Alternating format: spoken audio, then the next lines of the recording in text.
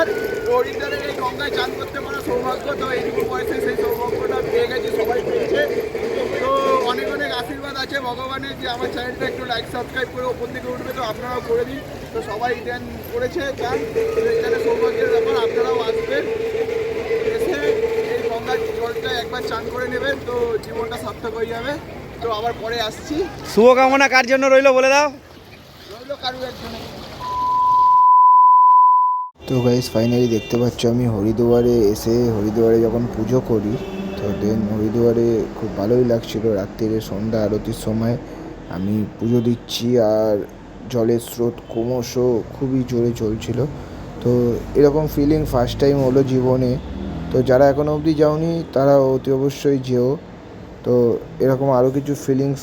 তারপর হরিদ্বার থেকে যখন কেদারনাথের উদ্দেশ্যে আমরা রওনা দিই, তো দেখতেই পাচ্ছ চারদিকে পাহাড়ি রাস্তা।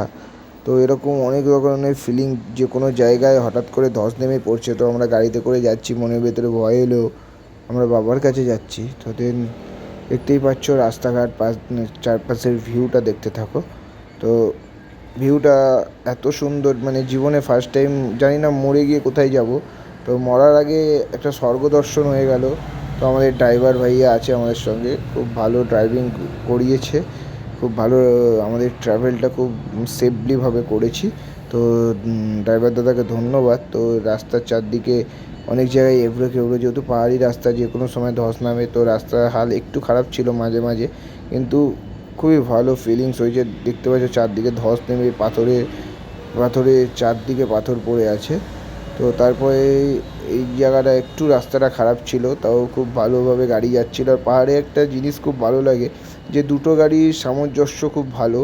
এদের মধ্যে হেসে হেসে গাড়ি চালানো হয়, যেমন আমাদের কলকাতার রাস্তায় অনেক সময় খুব খারাপভাবে। তারপরেই দেখতে পাচ্ছ আমি একটা জায়গায় পৌঁছে গেছি। এটা হলো, মানে কী বলবো, আমার জীবনের ড্রিম একটা বলতেই পারো। তো সেই ড্রিমটা তোমাদেরকে দেখাবো। তার মাঝখানে আমি একবার এসছি, এটা ভালোভাবে এটা প্রমাণ করে দিচ্ছি যে আমি এই জায়গাটায় আসতে পেরেছি। তো দেখো সবাই, তোমাদেরকে দেবপ্রয়াগ দেখাচ্ছি। তো এখানে দুটো জল এক জায়গায় মিক্স হয়েছে, কিন্তু দুটোই আলাদা আলাদাভাবে যাচ্ছে। একদিকে অলকানন্দা আর একদিকে ভাগীরথী। তো দুটোর অ্যাটাচমেন্ট হয়েছে, মাঝখান দিয়ে যাচ্ছে।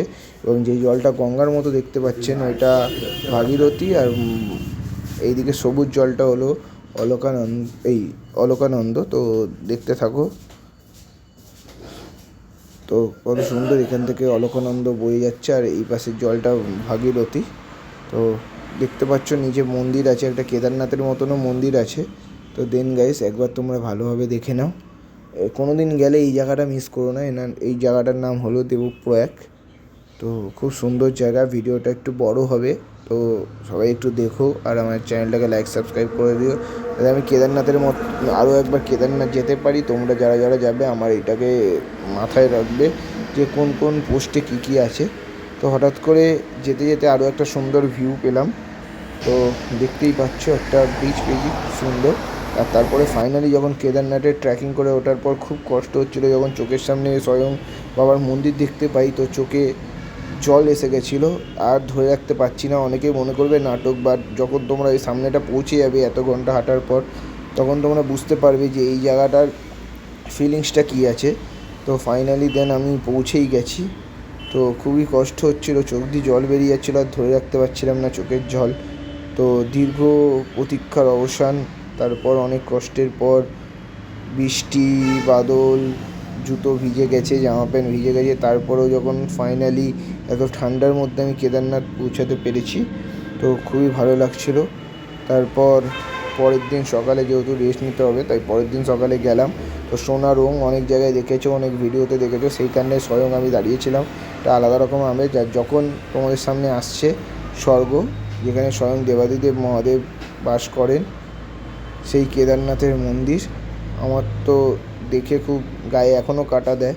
আর যখন আমি স্বয়ং কেদারনাথ মন্দিরের সামনে দাঁড়িয়েছি, তো তখনকার ফিলিংটা দেখতে পাচ্ছ, তো দেখে নাও।